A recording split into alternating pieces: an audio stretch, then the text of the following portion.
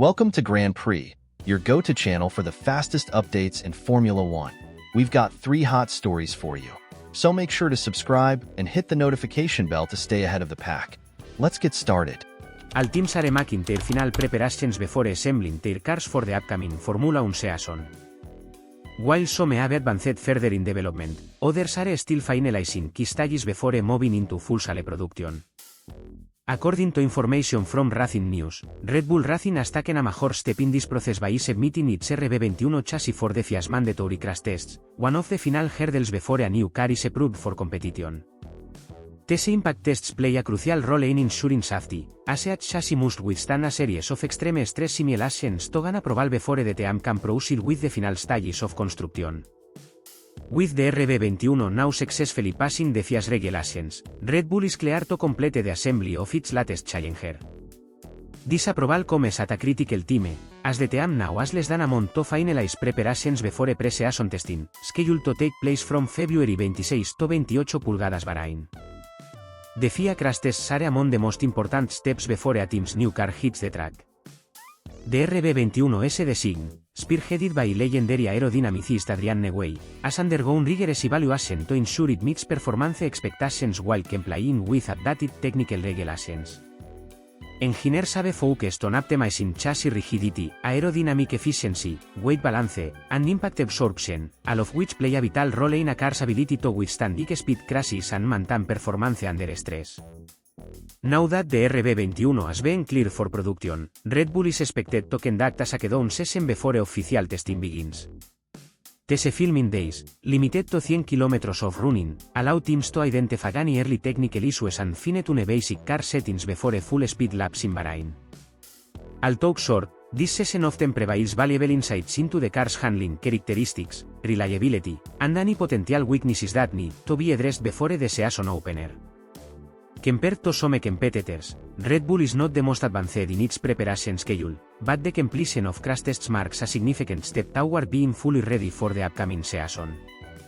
Their 2023 campaign was one of the most dominant in F1 history, with Max Verstappen clinching his third consecutive Drivers' Championship and Red Bull securing another Constructors' title. However, as Formula 1 history has proven, dominance is never guaranteed, and 2024 presents new challenges. With teams like Mercedes and Ferrari introducing aggressive development strategies, Red Bull faces the task of staying ahead. The introduction of new technical innovations and strategic upgrades in their power unit and aerodynamic package will be key to maintaining their position at the top. However, Red Bull's biggest strength has always been its ability to extract maximum performance from its cars under evolving regulations. Beyond Red Bull, the entire grid is preparing for battle.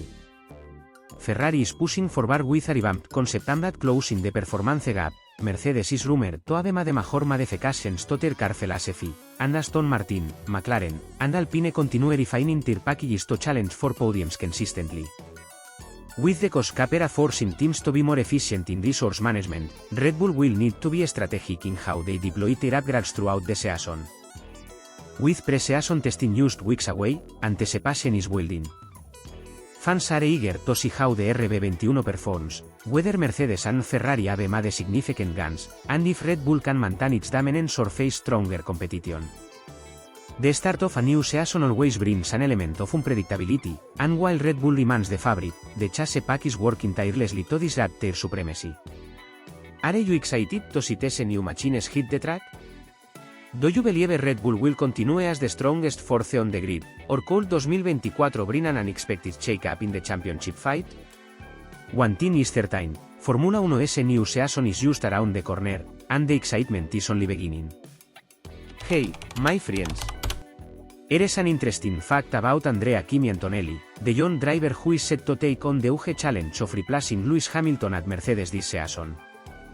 At just 18 years old, Antonelli is stepping into one of the most prestigious seats in Formula 1, carrying big expectations from both the team and fans.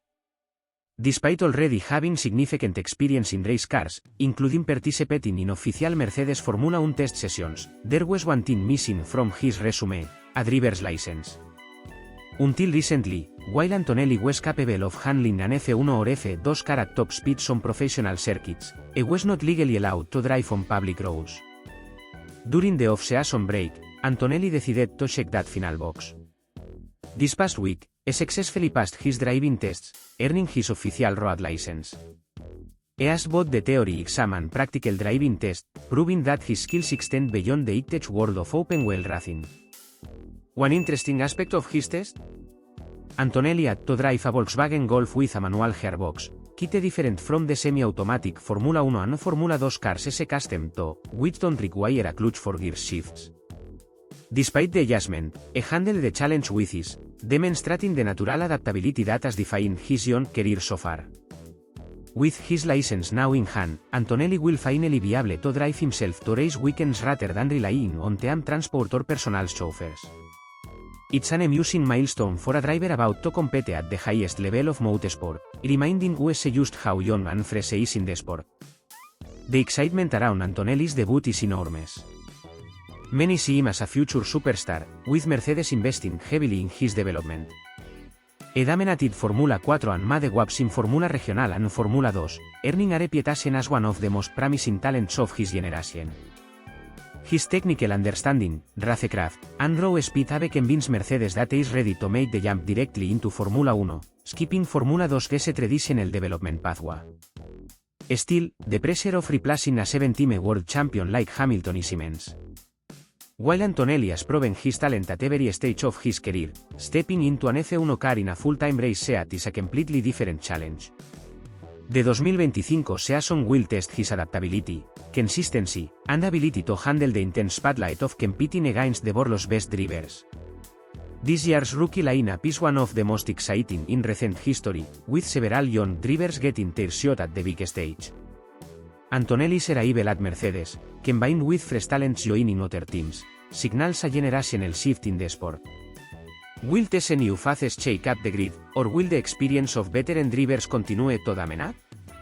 Are you excited to see so many rookies competing in Formula 1 Pulgada 2025, or do you prefer a grid filled with experienced drivers? One thing is for sure, this season is shaping up to be one of the most unpredictable in years.